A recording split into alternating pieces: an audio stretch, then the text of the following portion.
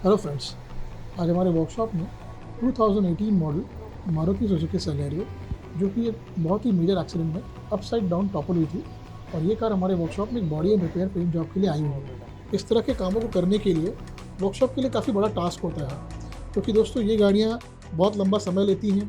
Again आपको छोटी छोटी चीज़ों पर बहुत ध्यान देना पड़ता है। काफ़ी यहाँ पर आपके स्किल्स बहुत ज़्यादा इंपॉर्टेंट रखते हैं।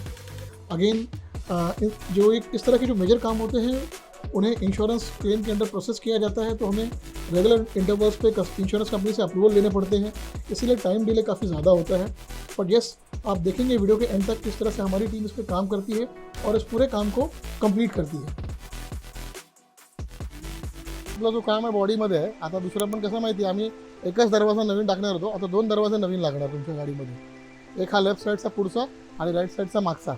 इस समय दोस्तों हम लोग इस कार को हमारे सीनियर डेंटर के साथ में एग्जामिन कर रहे हैं कि जो भी अंदर के हिडन डैमेजेस हैं उस पर किस तरह से काम करेंगे। क्या उसे रिप्लेस करना ज़रूरी है या उसे रिपेयर करना ज़रूरी है, क्योंकि जैसा कि मैंने आपको वीडियो के स्टार्टिंग बताया था कि इसका बहुत सारा जो हिस्सा है हमने इंश्योरेंस में कवर किया है, बट क्योंकि कस्टमर का भी जो बजट है वो काफ़ी लिमिटेड है, ऐसे में किस तरह से इस कार को हम लोग और अच्छे से कंप्लीट कर सकते हैं। जैसे कि शुरुआत में हमने इसके 3 डोर हम रिपेयर करने वाले थे और एक ही डोर से रिप्लेस करने वाले थे, बट जैसे जैसे हमने काम में प्रोग्रेस किया वैसे वैसे हमने हमारे थोड़े डिसीजन को चेंजेस किए, क्योंकि उसका जो राइट रियर डोर है उसकी फ्रेम पूरी तरह से डैमेज थी, सो उसे हम रिप्लेस कर रहे हैं। अगेन अगर आप यहाँ देखेंगे तो इसके लेफ़्ट ए पिलर पे काफ़ी ज़्यादा मार लगी हुई है।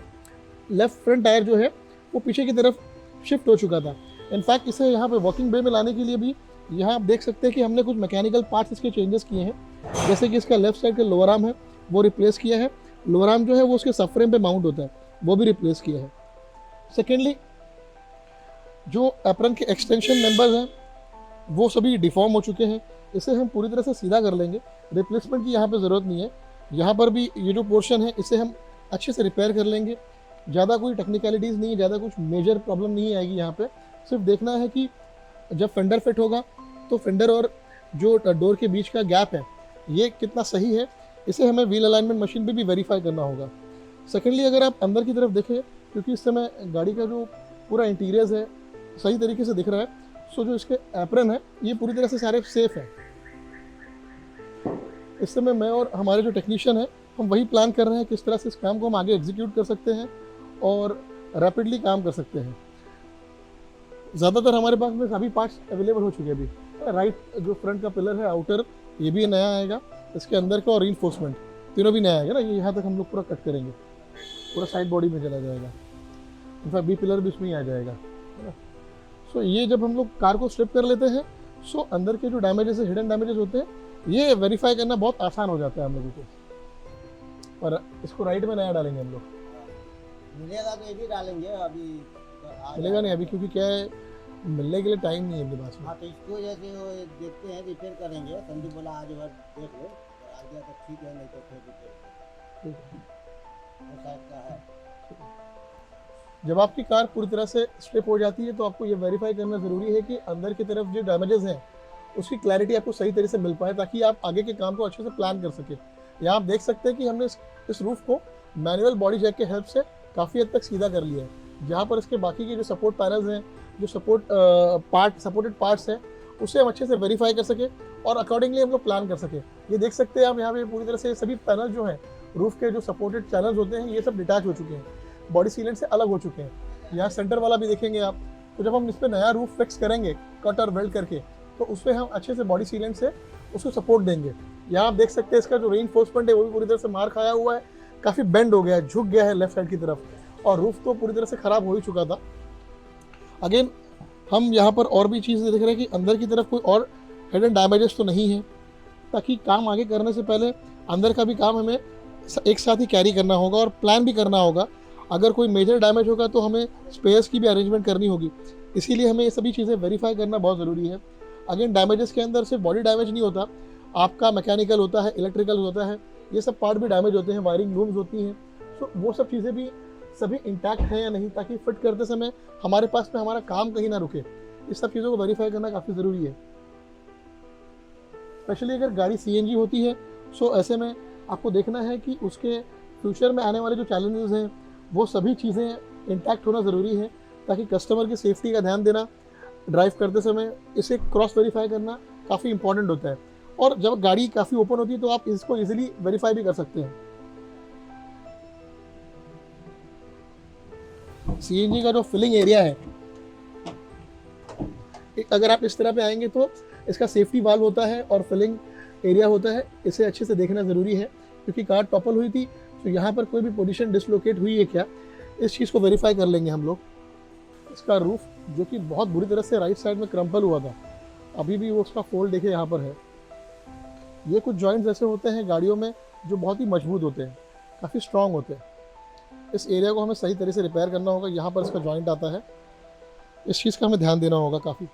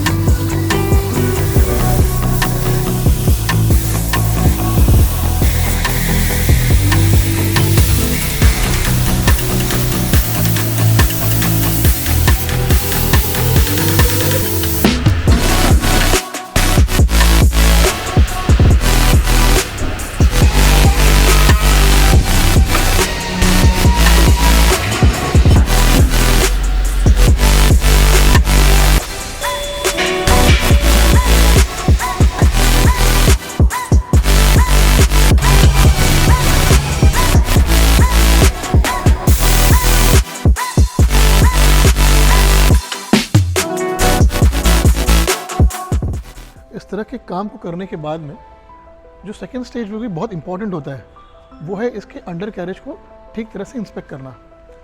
अपसाइड डाउन जब टॉपल होती है तो बहुत ज़्यादा हाई चांसेस होते हैं कि कार के अंडर कैरेज पे भी काफ़ी कुछ नुकसान हुआ होगा। और ये वेरीफाई करने के लिए हम पहले कार को एक छोटा टेस्ट ड्राइव करते हैं, जहाँ पर हम इस चीज़ को आइडेंटिफाई करने की कोशिश करते हैं कि कार में किस तरह के प्रॉब्लम्स हैं। शुरुआत करते हैं इसके फ्रंट पोर्शन से। ये जो पोर्शन है ये इसका क्रॉस मेंबर है। अब क्रॉस मेंबर के ऊपर कार का जो रेडिएटर होता है वो माउंट होता है और रेडिएटर के ऊपर फैन मोटर और एसी कंडेंसर फिक्स होता है। अगर इसकी अलाइनमेंट में कहीं पर भी कोई भी तरह की दिक्कत होगी सो ये फ्यूचर में इसका एसी का जो परफॉर्मेंस है वो ड्रॉप हो सकता है, कार ओवरहीट हो सकती है, फ़ैन के जो ब्लेड्स हैं वो टूट सकते हैं। सेकेंडली अगर हम आगे आएंगे तो यहाँ पर जो है एग्जॉस्ट का मैनिफोल्ड है, उसका कन्वर्टर है। आप उसकी पोजिशनिंग में भी अगर कहीं पर भी ऊपर नीचे उसकी अलाइनमेंट होगी सो कार का जो एग्जॉस्ट है वो आवाज़ करेगा। आगे की तरफ आएंगे तो यहाँ आप देख सकते हैं कुछ एल्यूमिनियम के कंपोनेंट्स होते हैं, जिसमें एक ऑयल पैन है, गियरबॉक्स का केसिंग है। सो इसे भी वेरीफाई करना ज़रूरी है। इसमें अगर किसी भी तरह का माइनर भी क्रैक होगा तो यहाँ से ऑयल ड्रिप हो सकता है और इसके क्रैक होने के चांसेस बहुत हाई होते हैं, क्योंकि ये इसमें किसी भी तरह का छोटा मोटा भी इम्पैक्ट हुआ तो ये डायरेक्टली क्रैक हो जाता है। थोड़ा सा आगे की तरफ आएंगे तो यहाँ पर ये जो है इसे सबफ्रेम कहते हैं, कास्ट आयरन का होता है ये, और ये इस मेजर एक्सीडेंट में डैमेज हो चुका था, जिससे इसकी कार की व्हील अलाइनमेंट थी वो अफेक्ट हो रही थी। सबफ्रेम के साथ साथ इस कार का हमने लेफ्ट लोअर आर्म भी रिप्लेस किया है और लेफ्ट साइड का ड्राइव शाफ्ट भी रिप्लेस किया है, और साथ ही ये जो लिंक रॉड है इसे भी हमने रिप्लेस किया है। ये सब चीज़ें दोस्तों आपके वन गो में रिप्लेस नहीं होती। इन सभी चीज़ों का इंश्योरेंस कंपनी से अप्रूवल लेना पड़ता है और उसे स्टेप बाय स्टेप हम व्हील अलाइनमेंट के मशीन पे वेरीफाई करते हैं और तब हमें इंश्योरेंस कंपनी अप्रूवल देती है। अगर आप आगे की तरफ आएंगे तो यहाँ पे आप देख सकते हैं जो उसके चेसिस के जो बॉक्सेस हैं ये सभी प्रॉपरली इंटैक्ट हैं। माइनर स्क्रैचेस ज़रूर हैं पर कहीं पे भी कोई डिफॉर्म इसका शेप नहीं हुआ है। यहाँ अगर आप आएंगे तो ये फ्यूल टैंक जो कि फाइबर की होती है, अगेन इसे भी बहुत ही इंपॉर्टेंट और बहुत ही ज़रूरी होता है आप क्रॉस वेरीफाई कर सके। अगर इस पर भी किसी भी तरह का क्रैक होगा तो एक बार काम को कंप्लीट होने से पहले आप इंश्योरेंस में क्लेम करवा सकते हैं। एक बार इसकी अगर फाइल क्लोज होगी तो दोबारा आपको क्लेम में नहीं मिलेगा। आप बैक साइड में आएंगे तो इसका ये डेड एक्सल है। डेड एक्सल को भी आपने ध्यान से देखना है कि कहीं भी इस पर किसी तरह का कोई इम्पैक्ट तो नहीं है। अब आप इस चीज़ को आप अगर इम्पैक्ट होगा तो ही आप एक अंदाज़ा लगा सकते हैं कि ये कहीं ना कहीं इसकी अलाइनमेंट में आगे चलकर अफेक्ट करेगा या नहीं।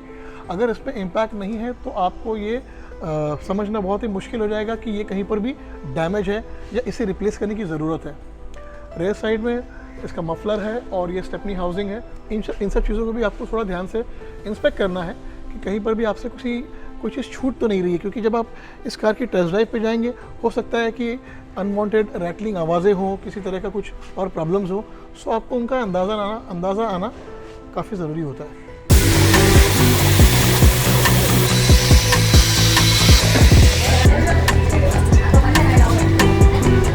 फाइनली दोस्तों, हमारी सेलेरियो कार कस्टमर को डिलीवर करने के लिए तैयार हो चुकी है। आप देख सकते हैं जो इसका ओरिजिनल कलर है ब्लेजिंग रेड, कितना ग्लॉसी और उसकी फिनिश कितनी बढ़िया नज़र आ रही है। किसी भी एंगल से ये आइडेंटिफाई करना बहुत ही मुश्किल होगा कि ये कार अपसाइड डाउन एक एक्सीडेंट में डैमेज हुई थी। इस कार को रिपेयर होने के लिए लगभग हमने 2 महीने का समय लिया। ऐसा इसलिए क्योंकि जब कोई भी कार मैन्युफैक्चरिंग यूनिट में अगर बनती है, सो ऐसे में उसके स्पेयर्स को मिलने में हमें आसानी होती है। बट अगर कोई मॉडल किसी तरह से डिसकंटिन्यू हो चुका है, सो उसके स्पेयर्स को अरेंज करने में थोड़ा समय लगता है, खास करके वो स्पेयर्स जिसकी रिक्वायरमेंट बहुत ही कम आती है। अब इस तरह के जो मेजर एक्सीडेंट होते हैं, उसी में ही ऐसे कई तरह के मेजर स्पेयर पार्ट लगते हैं। जैसे कि हमने इस कार में इसकी राइट साइड और लेफ्ट साइड दोनों भी साइड बॉडी पैनल हमने रिप्लेस किया था। आपने हमारे वीडियो में पहले देखा किस तरह से इसका ए पिलर, बी पिलर और सी पिलर का जो यूनिट था हमने वो पूरा अपसाइड डाउन रिप्लेस किया है। साथ में जब हम इस पर काम कर रहे थे, सो कई तरह के डिसीजन हमने बाद में भी लिए, जैसे कि इसके डोर के जो फ्रेम्स थे पूरी तरह से डैमेज थे। सो अगर हम इन्हें रिप्लेस नहीं करते, सो उसके रूफ में और डोर में काफ़ी सारा गैप आता था। ऐसे में जब आप गाड़ी ड्राइव करते हैं तो आपको एयर कटिंग की नॉइज़ आती थी, आपके डोर प्रॉपरली लॉक नहीं होते थे और आपकी ओवरऑल जो फिनिश है वो इस तरह से नज़र नहीं आती थी। सो कई तरह के डिसीजन हमें लेने पड़ते हैं जब हम काम करते हैं उसके बाद में। सेकेंडली, जो ग्लास का जो फंक्शन है वो प्रॉपरली अपसाइड डाउन नहीं होता था, जो लॉकिंग सिस्टम है वो बराबर परफॉर्म नहीं करती थी। सो इस तरह के कई छोटे छोटे डिसीजन हमें काम करते समय लेने पड़ते हैं। यहाँ दोस्तों मैं आपके नोटिस में और एक चीज़ लेने के आऊँगा, ये ऐसी कुछ प्रैक्टिसेस बहुत ही कम वर्कशॉप्स में होती है। आप देख सकते हैं क्योंकि ये कार अपसाइड डाउन हुई थी तो हमने इसे पूरा ओवरकोट किया है, पर इसके व्हील रिम भी ये भी हमने पेंट किए। अब ये इतनी छोटी चीज़ मैं इसके लिए हाईलाइट कर रहा हूँ क्योंकि ये आपकी बेस्ट प्रैक्टिसेस में आती है। अब आपने पूरी कार को पेंट किया है और उसके व्हील रिम्स जो हैं अगर वो पूरी तरह से रस्टी और डल दिखेंगे, सो इस कार की ओवरऑल अपील को वो नीचे गिराएंगे। अब इन रिम्स को पेंट करने के लिए ना ही इंश्योरेंस कंपनी से हमने चार्ज किया है और ना ही कस्टमर से। जैसे कि आपको हमने हमारे पहले भी वीडियोस में बताया कि कहीं ना कहीं हम लोग काफ़ी पेशेंटली और पैशनेटली हम लोग काम करते हैं ताकि कस्टमर को बेस्ट चीज़ डिलीवर कर सके। जितना हो सकता था उतना हमने एक्सपीरियंस के अपने बेस पे इसे बेस्ट पॉसिबल वे में रिपेयर करने की कोशिश की है ताकि कस्टमर को डिलीवर करने के बाद किसी भी तरह की कोई कंप्लेन ना आए। यहाँ आप इंटरनली भी देख सकते हैं हमारी पूरी फिट एंड फिनिश को, इंटरनल पैनल्स को भी हमने अच्छे से पेंट किया। हमारे वीडियो में आपने पहले भी देखा होगा कि हमने इसके फ्लोरिंग वगैरह पे भी कई पूरी तरह से इसको पेंट कर लिया था ताकि कहीं पर भी इसकी ड्यूरेबिलिटी कॉम्प्रोमाइज़ ना हो। एक चीज़ आपको जान के हैरानी होगी कि ये डोर हमने रिप्लेस किया है पर ये ग्लास रन हो गए, क्वार्टर ग्लास की जो शैश हो गई है, वेदर स्टेप हो गई है, ये सब हमने रिप्लेस नहीं किया। बजट को ध्यान देते देते अभी आप कहेंगे वीडियो में कि ये बहुत छोटी छोटी कॉस्टिंग में आती है, पर इस तरह की अगर छोटी कॉस्टिंग अगर ऐड हो जाती है तो ये एक बड़ा अमाउंट भी बन जाता है। सो ये सब हमने हो सकता था उतना रीयूज़ किया है ताकि कस्टमर के बजट को मिनिमाइज़ रख सके। इंटीरियर के फिट एंड फिनिश से आप अंदाज़ा लगा सकते हैं किस तरह से हमने काम किया है। कहीं पर भी किसी भी तरह की अनइवननेस नहीं है, कहीं पर भी ओवर गैप नहीं है, कहीं पर भी पैनल की लैपिंग्स नहीं है। इन सब चीज़ों से आप मेकआउट कर सकते हैं किस तरह से हमने इस पूरी गाड़ी पे ध्यान से काम किया है। अपनी टीम पे और अपने काम पे मुझे डेफिनेटली बहुत प्राउड फील होता है क्योंकि जब आप 2-2.5 महीने के बाद में कस्टमर को इस तरह का काम डिलीवर करते हैं, सो आपको जब अगर खुद सेटिस्फैक्शन फील नहीं होता तब तक कि आप कस्टमर को क्या सेटिस्फाई फील कराएंगे।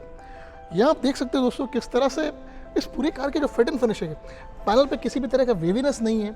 हमने एक डोर इस पर रिप्लेस किया था, एक डोर हमारा रिपेयर किया हुआ है। किसी भी तरह की जो लाइंस हैं कहीं पर भी ये अनइवन नज़र नहीं आ रही है, कहीं पर भी कोई ऊपर और नीचे नज़र नहीं आ रही है। Right from front till the and ये सभी के सभी लाइन एक दूसरे के साथ में मर्ज हो रही हैं, मैच हो रही हैं।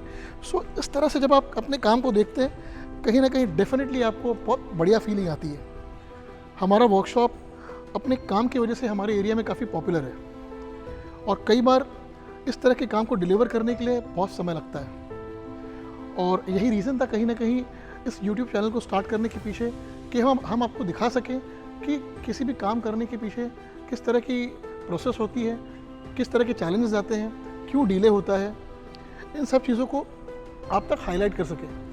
दोस्तों 16 साल हो गए हमारे वर्कशॉप को और डे 1 से हमारा इंटेंशन सिर्फ यही था कि हम कस्टमर तक क्वालिटी डिलीवर कर सकें।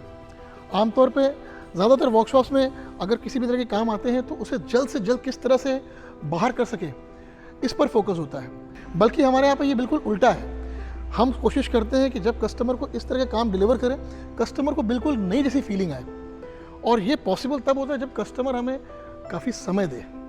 देखिए, बजट से ज़्यादा इंपॉर्टेंट है समय, क्योंकि मारुति कार दोस्तों वैसे तो ये काफ़ी इजीली रिपेयर हो जाती है, क्योंकि इसके स्पेयर्स काफ़ी इजीली अवेलेबल होते हैं और काफ़ी सस्ते होते हैं। बट टाइम आज की तारीख में जो सबके पास में बहुत ही कम अवेलेबल होता है, अगर वो मिल जाए तो इससे भी बढ़िया हम क्वालिटी दे सकते हैं। उम्मीद करता हूँ दोस्तों कि आपको ये हमारा काम, ये प्रोजेक्ट काफ़ी पसंद आया होगा। और इस तरह के और भी अगर आप प्रोजेक्ट देखना चाहते हैं तो आप हमारे चैनल को सब्सक्राइब कर सकते हैं, और वीडियो पसंद आया होगा तो आप ज़रूर लाइक करिए।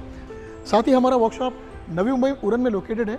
अगर आपके कोई नोन में या अगर आप अपनी खुद की गाड़ी का काम, किसी भी तरह का काम कराना चाहते हैं तो आप हमारे वर्कशॉप में विजिट कर सकते हैं।